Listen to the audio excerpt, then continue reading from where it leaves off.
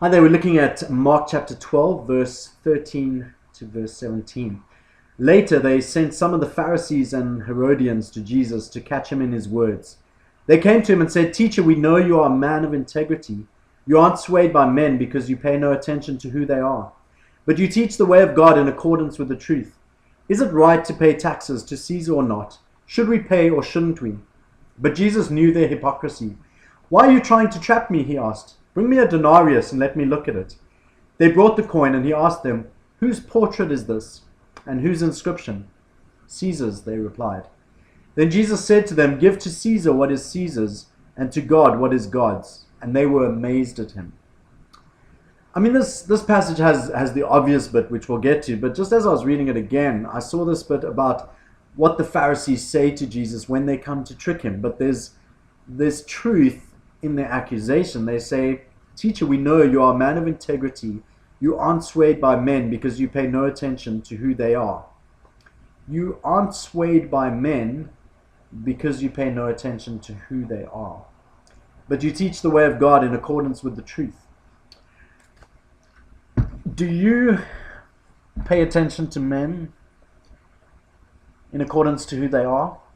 Do you live your life, whether it's on social networks or Facebook or Twitter, do you live your life trying to figure out what the people that are looking on want to hear, want to see, what is acceptable, what posts you are able to post, what thoughts you are able to think, what comments you are able to comment?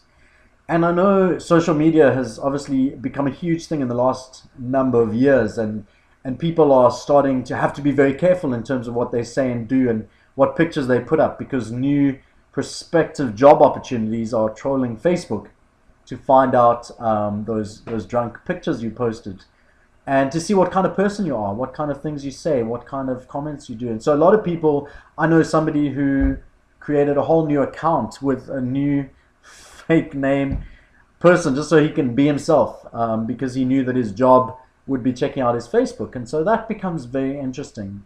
And so the Pharisees come to Jesus and they say, "You're not like this. You are consistent. You're a person of integrity. You are consistent in character. You are who you are."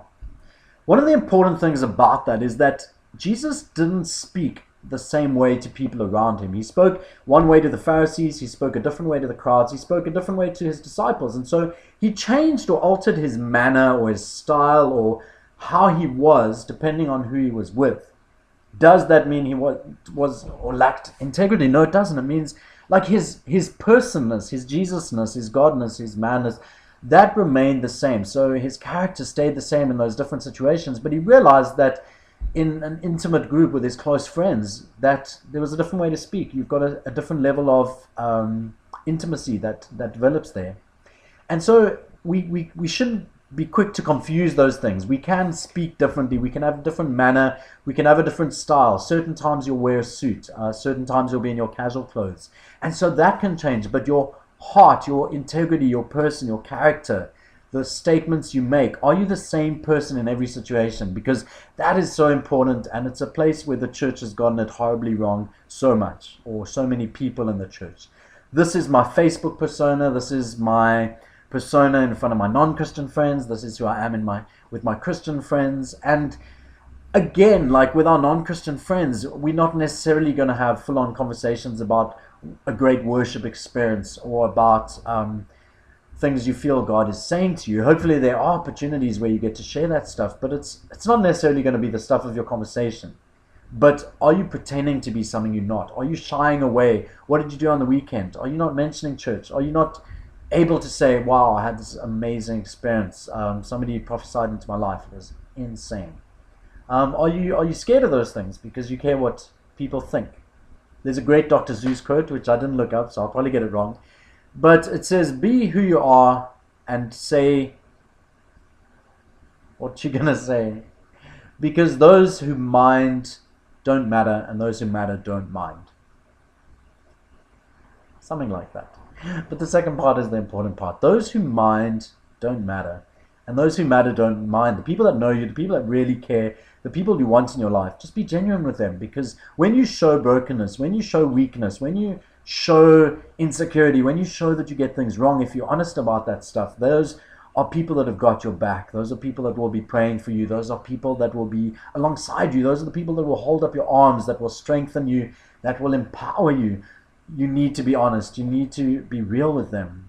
And the people that don't matter are people that are going to give you a hard time because of it. They're going to mock you. They're going to maybe call you names or put pressure on you or whatever. And so, like, those people don't matter. The people that really matter in your life are going to be the people that will treat you well, that will love you well, that will care well for you. And so it's important that you have those people in your life.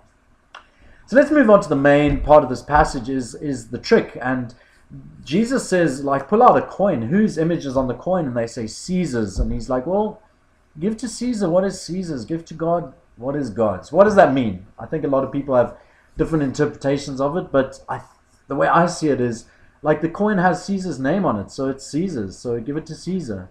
However, what is the coin made out of? Because that material was created by God. And so the bigger picture is that everything is God's. Everything was created by God's. And so give to God what is God's. Surrender yourself to God.